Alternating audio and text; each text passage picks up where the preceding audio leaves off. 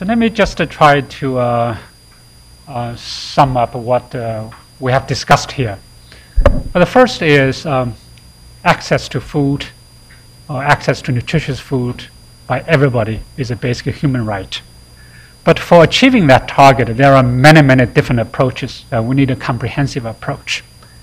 We need investment, particularly investment in R&D, to increase agriculture production, food production in many countries, particularly probably in Africa and South Asia. We also need to improve rural infrastructure, markets, so the smallholders will be able to sell their products to our urban consumers in the international market.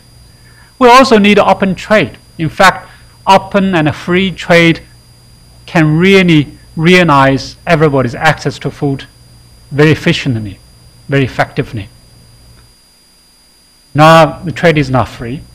The huge subsidies from OECD countries that really distorted the market, that provided wrong incentives for smallholders in Africa, in South Asia to produce more. So fair free trade actually helps the poor people to access food, nutritious food. Then social protection plays a key role here. So on the one hand, we do increase availability. So accessibility, if we can help poor to improve their income, increase their income, so they can buy from the market, that would be the best. However, the reality is many poor people will not be able to access to food in short run. The social protection is needed. And I think the legal regulations can play a very important role here in terms of ensuring everybody has access to food through social protection. Protect the vulnerables, as you said, particularly women and children. Now, CGIAR obviously has a very, very important role here. On the one hand, to improve the global food availability by improving productivity yields.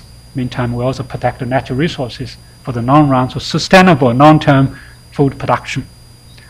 The CGIAR has also moved towards utilization, one important element of the food security, utilization, and to some extent accessibility.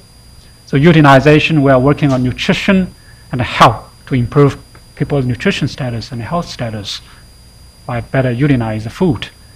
And in terms of accessibility, policy work is important to promote a smallholders' income or poor people's income employment, so they will be able to access to food even though they do not produce food by themselves. And the IFPRI obviously has a clear role here as well. So far, IFPRI has been working on food policy. Well, policy actually is broadly defined to include legal institutional regulations. So the legal aspect or law aspect is part of IFPRI's work. In the past, we have not been able to do much work in this area because we don't have any expertise. So far as from my own memory, we have never hired any lawyers or legal experts to work for IFPRI. So this is one of the areas we try to improve in the future. Can we bring a couple of lawyers here to work on the legal aspects, particularly on certain agriculture and rural development strategies. So IFPRI has been very active in helping many countries, African countries, South Asian countries, in developing their national food security strategy, national food policy, and a rural agriculture development strategy. So we made a lot of recommendations in terms of budget allocation, in terms of access to market, and in terms of the budget allocation to support agriculture research. We made all these recommendations. The government said, okay, so we work together. Here's a beautiful document. Let's begin to implement them. But how can we really make sure the government will be accountable? Or how can we make sure they will take some legal, let's say, reliability or responsibility?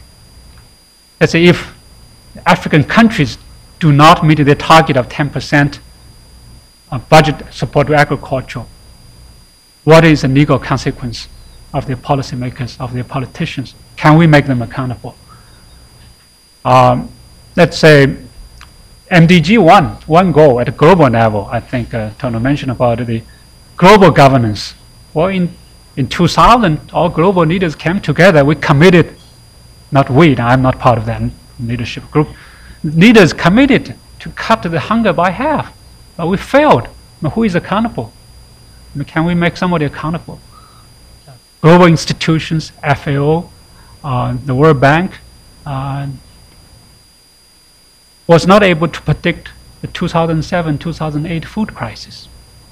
Global institutions were not able to respond very quickly to that crisis. And we failed again. We failed again in Horn of Africa. So I think that this aspect, legal regulation or legislation at national level, global level, will be a very important aspect of our work. So for that, Olivia, I thank you so much. Thank you for your great presentation here. Let's give him a round of applause just to thank you.